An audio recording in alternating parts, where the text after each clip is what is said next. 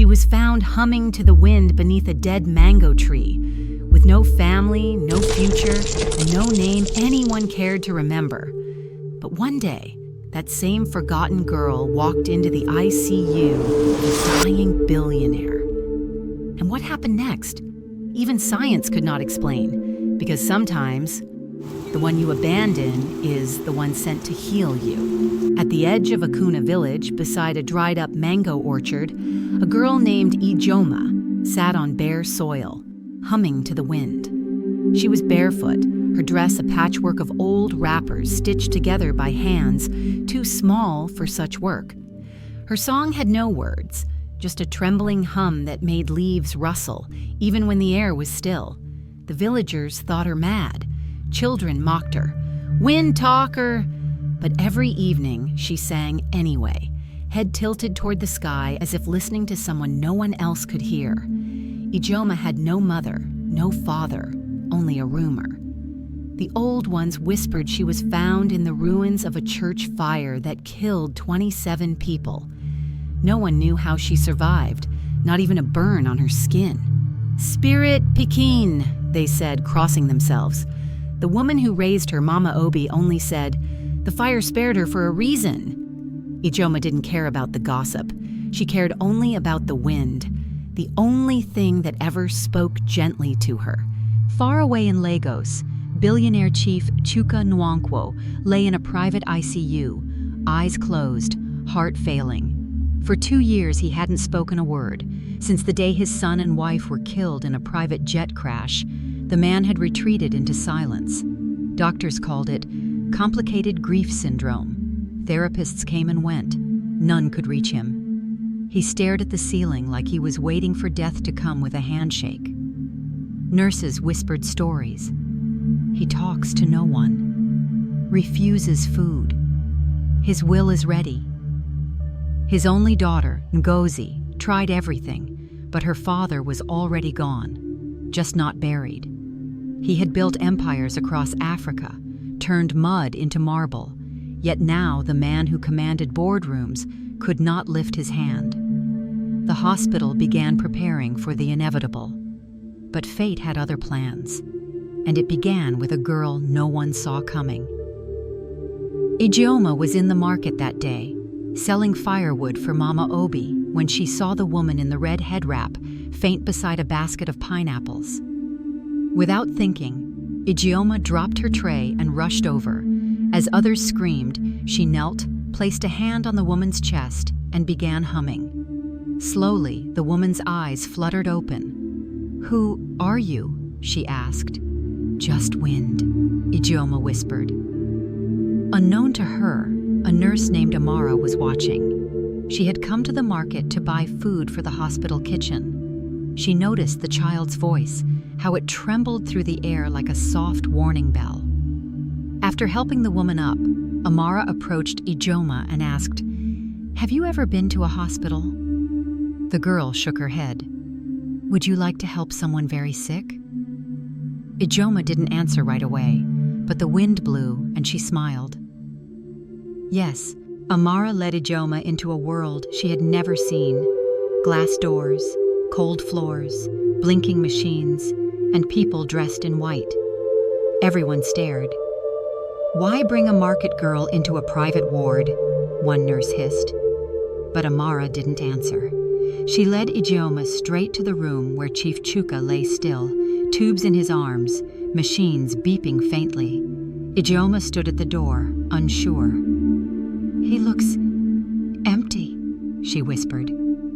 "Yes," Amara replied, "but he wasn't always. Once, he was a lion."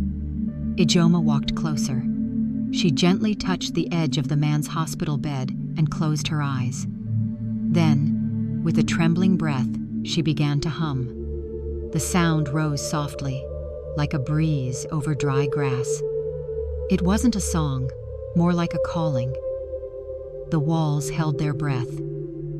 Then something happened. A single tear slipped down Chief Chuka's cheek. At first, no one noticed. Then his fingers moved, slowly, as if testing life again. The nurse monitoring vitals gasped. pulse rising. The doctor burst in, stunned. He hasn't reacted in months. Ijoma kept singing. Her voice wove around the machines, filled the corners of the sterile room. Chief Chuka's eyes fluttered. Then they opened. He stared at the ceiling for a long time before turning his head toward the girl. Their eyes met, hers wide and glowing, his wet and hollow. He didn't speak. He simply blinked once, but for a man who had not moved in 2 years, it was louder than a scream. "She brought him back," Amara whispered, trembling. "The girl from the wind." In the days that followed, the hospital buzzed with whispers. The billionaire opened his eyes. A child did it. Journalists were blocked from entry, but inside the ward, the miracle continued. Ijoma came every morning. She didn't ask for money or food, she just sat and sang. Each day, Chief Chuka blinked more, moved his fingers, tried to speak. One evening, as the sun dipped behind the clouds, he whispered, "What's your name?" Ijoma smiled. "Ijoma. It means safe journey." He closed his eyes, nodded. "That's what your voice feels like." Later that night, he told Amara, "She doesn't sing with her mouth. She sings from somewhere deeper, maybe even heaven." But outside that hospital, trouble was brewing. In a Kuna village, Mama Obi was approached by strangers, men in crisp agbadas claiming to be from Ijoma's father's side. "We've come to take our daughter," one said. "She's our blood." But Mama Obi stared at them coldly. "Where were you when she begged for food?" Ijoma had heard them too.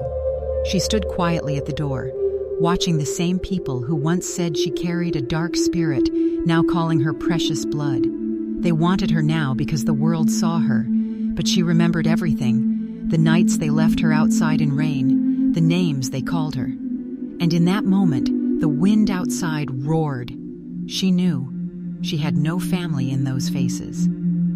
Chief Chuka, now stronger, sat upright and watched her sing by the window. He asked her what she wanted from life. "To learn, to fly, to heal more people," she said. He watched her carefully. "Would you let me help you?"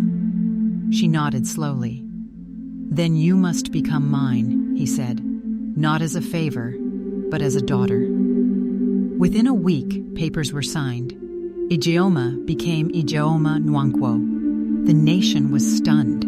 Street girl adopted by billionaire. Many celebrated, others doubted, but she didn't care.